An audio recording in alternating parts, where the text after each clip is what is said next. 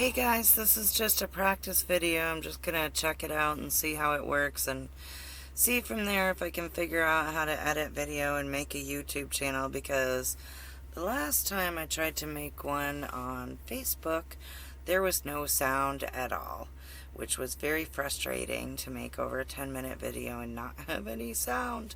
I want to make a video about my endeavors and my RV life, and this RV that I bought in September of 2021 and have been working on it pretty heavily for the last many months. It's now February of 2022. Hoping to get most of the interior, at least what I can get done, through this winter. And in about a month it'll be spring, and then we're going to switch gears to working on things like the exterior and finishing exterior walls that I didn't get done before the snow flew, which those of you who live in Vermont know we have very, very long winters, usually at least October to March or April. This year it held off for quite a bit longer than expected, but I still wasn't done yet when everything got cold and icy, etc. And I can't do it right now. There's literally like damp and cold on some of my walls. Like right here is excuse my little clown nose here and my cords, but right here, these walls, you can tell, are still the RV brown, the original. For those of you who don't know, my RV is a 1980, now I'm forgetting, 84, I believe, Toyota Huntsman. I bought it because my original plan sort of was to buy a van and do the van life thing, but once I figured out that these are 4-cylinder, that they're pretty efficient on gas, obviously not as good as modern vehicles, but for a 4-cylinder, hello. And I also was lucky enough to get one that is a standard, which makes it even more efficient on gas. And I could see back in September the price of gas was going up, up, up.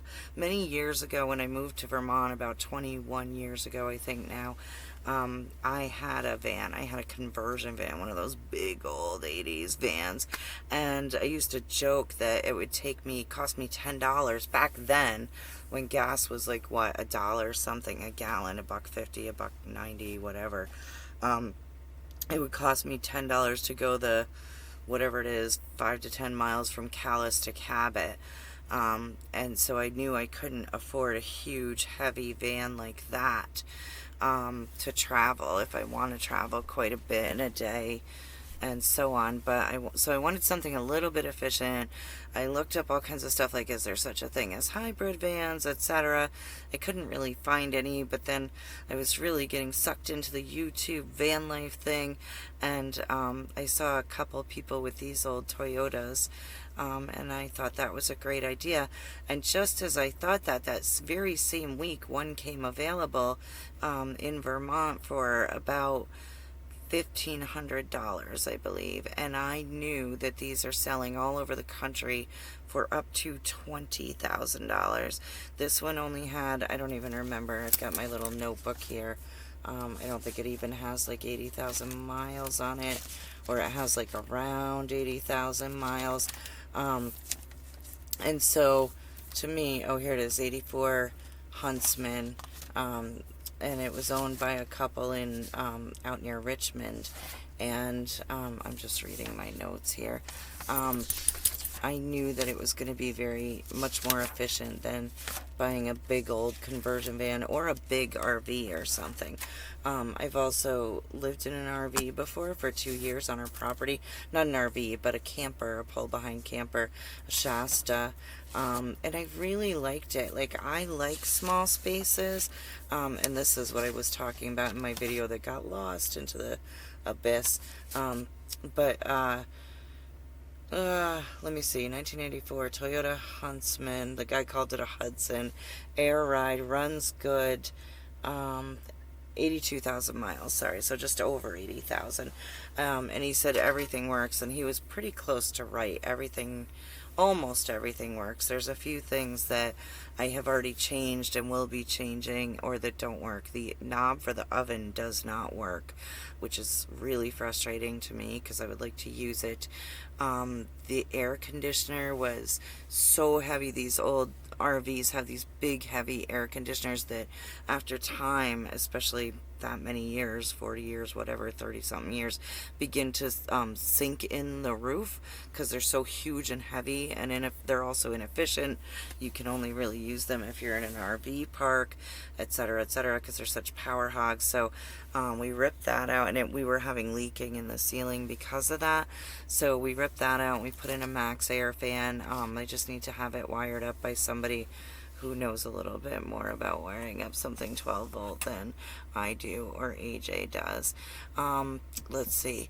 I've done it mostly. A lot of what I've done, not mostly, but a lot of what I've done has been cosmetic and buying things that I will need for the road. Why am I buying things and not shopping in the house? Well, those of you who know me know my husband has issues. He has some mental health issues, and he's destroyed a lot of our stuff, and so I've had to replace a lot, which I also replaced about 10 years ago when we lost our house in Tropical Storm Irene.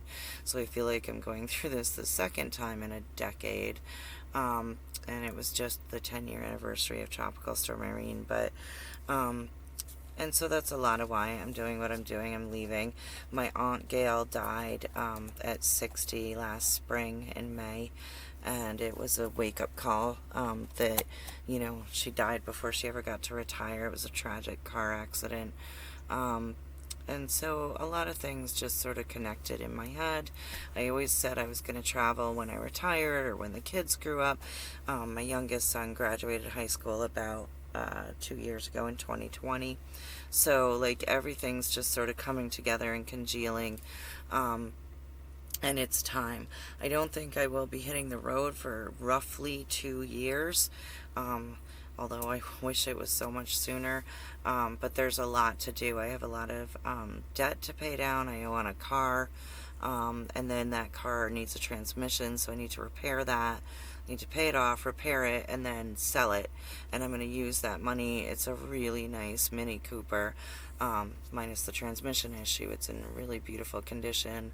It's a sport, Countryman, has racing stripes, all that stuff, super fancy. But I haven't been able to afford to do the transmission while making car payments. So, and I really want to do the car payments. I've wanted to bring my credit up and improve my credit after Tropical Storm Irene, and we lost our home and that. So I'm determined that I'm going to get this car paid off. I have about 14 months left to do that, and then I want to save the money to pay to do the transmission and probably the clutch. I think the transmission blew because somebody did a bad clutch job. It could be that it doesn't need a transmission and it's just the clutch, but I think it needs a transmission. Anyway, so I'm going to save up the money to do that. Then I'm going to sell that car, which has been nothing but a headache from day one and a mistake that I feel like I made buying it.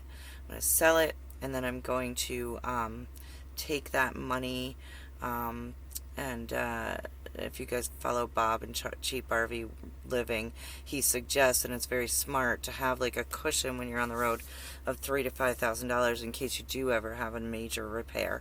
And that'll cover things like not only a repair, but hotel or tow truck, etc. So that is the plan. And that's not going to happen overnight, unfortunately.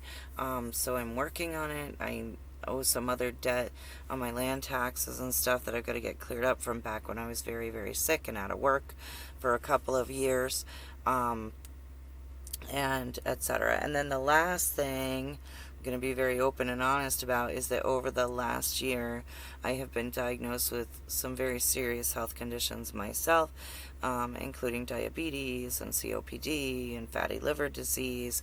And so my plan is, I may be fine and I could live 20 years and I may not make it 4 years. So with fatty liver disease especially, you never kind of know the progression when it will accelerate and become like liver cancer or something.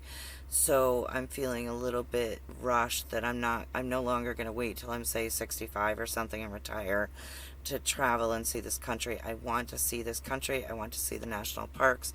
I just want to travel, and I've wanted to do it all my life.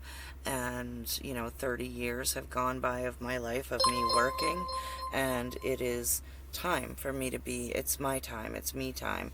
I've raised my kids. I've taken care of a lot of others my entire life, both as a career and in my personal life, and it's time for me to do me, see the country, etc.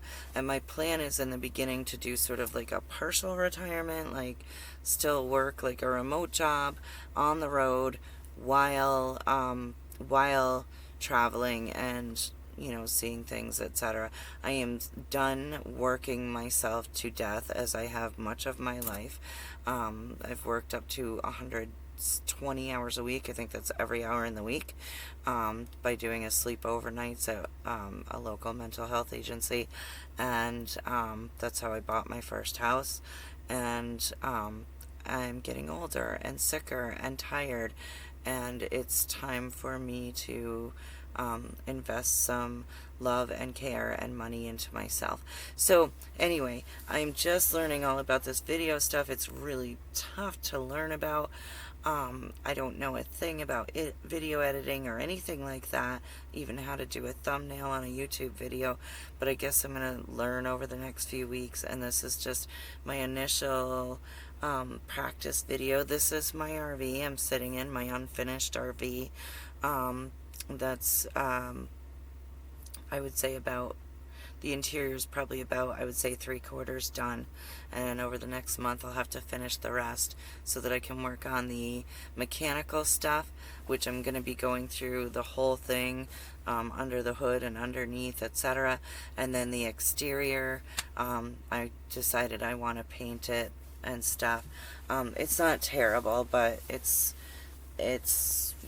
again, a 30-year-old vehicle. It's got little bits of rust here and there, etc. So I've been working pretty hard on it, and also gotten pretty dejected and taken big breaks from it.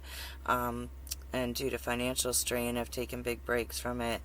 But my hope and my plan is just little by little, week by week, I'll buy something for this RV, even if it's something for $10 or $20. There are weeks that I've skipped. Some weeks I've spent much more when I've had it. I have a few things left. I would say at this point, like if I was to hit the road tomorrow, what would I really, really need? Minus the mechanical stuff, which just for my peace of mind, I absolutely need to make sure like I have all new belts and a timing chain and blah, blah, blah.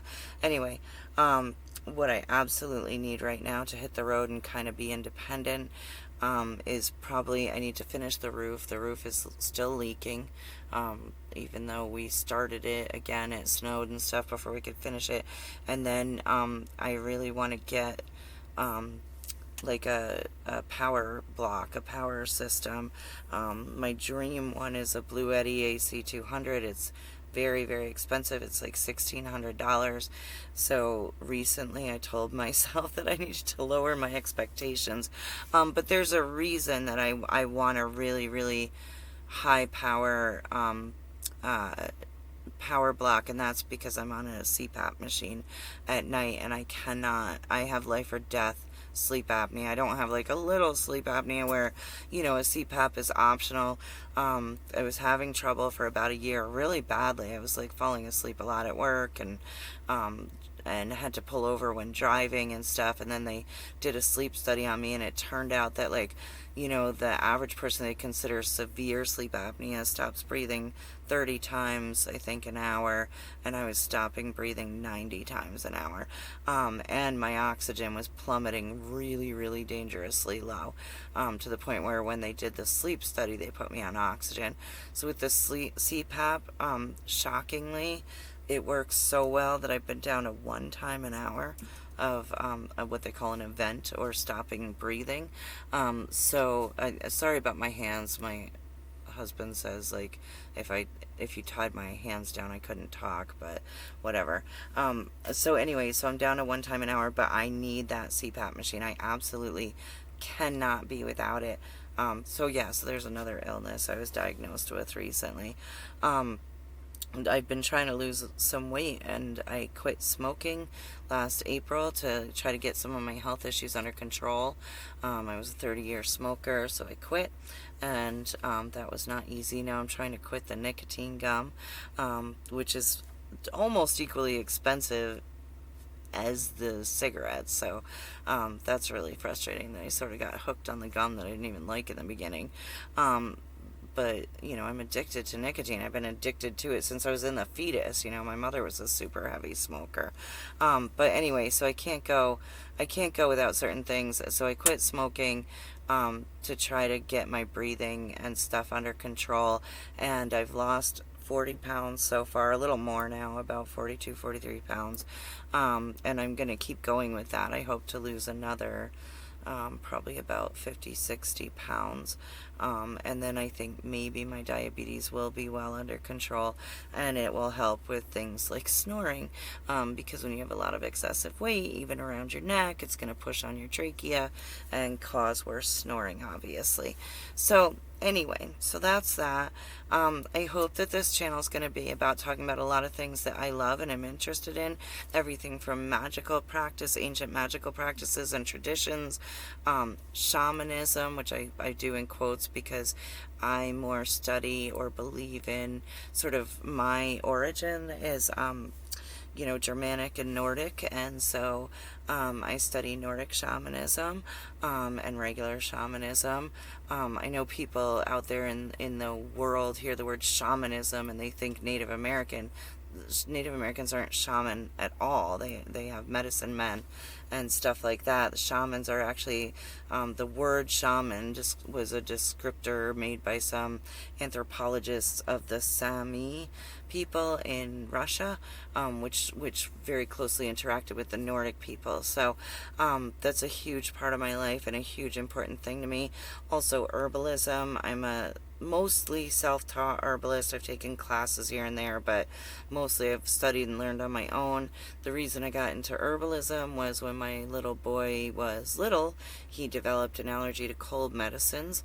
And there's nothing worse than watching your child suffer with a nasty cold or something and not be able to take anything. So I started learning herbalism and was so just wowed and stunned by this ancient knowledge. Here I was a nurse and had no idea about most of this stuff that, you could make a tea out of colt's foot and heal a cough or treat a cough just as well as with, NyQuil. So it's become a pretty big passion of mine. I use herbs and essential oils and all that stuff a lot. And then we'll talk about everything from homesteading, living off grid, which I've done for over 10 years, and RV life, van life, etc. As I mentioned, I lived in a camper before, but it was on my property. It was in place, and my plans for the future for this RV are to be traveling, which I find just so exciting. I just so much want to see so much in this country. My grandmother used to say this country is a beautiful place and you should see it, and I definitely want to see everything from Niagara Falls to the Grand Canyon to Yosemite, over there and back again. I want to see it all. Some stuff doesn't interest me, some sort of touristy stuff, but I want to go boondocking on BLM land out west, which stands for Bureau of Land Management. So this is my goal. I am not going to rush into it. I've been following a lot of YouTube videos on this, and I've joined a lot of groups on Facebook about RV life and van life and nomad life and and some people are like, just do it, just get in your vehicle and go. Well, easier said than done. You don't have the 7 major health conditions that I do, number one, and number two, you don't have a 30-something-year-old vehicle, so I'm not going to just jump in it and go. I happen to have a neighbor who's an incredible mechanic. My husband's also working as a mechanic, and so I want to make sure this thing is really, really safe. And then you know, I have this notebook that I've been working on this thing for ages, and I was so happy to go through it today. I got a little dejected and put it away for a while, but I just like lists, like all this section is lists and lists and lists of stuff I wanted to do, and much of it is done now. And so I've done everything from, switch my toilet to a composting toilet because I think those are much cleaner and I don't want to deal with a black tank in this thing, to I'll turn the light on so you can see me a little better. I don't know if that's better or worse, but I've done all that. I've painted things. I've put in backup water systems.